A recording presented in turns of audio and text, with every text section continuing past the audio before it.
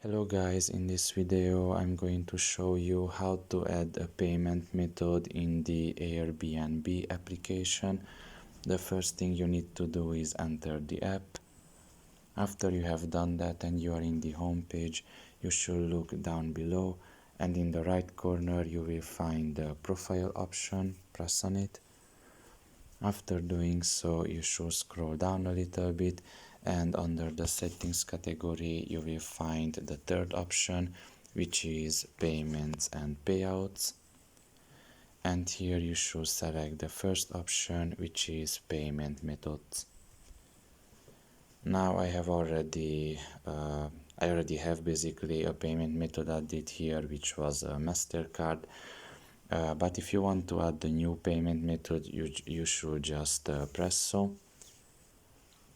And here you can see that you can add the credit or debit card.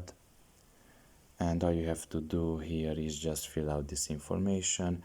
You have to write in the card number, the expiration date, the protection code, the zip code, and finally the country or region.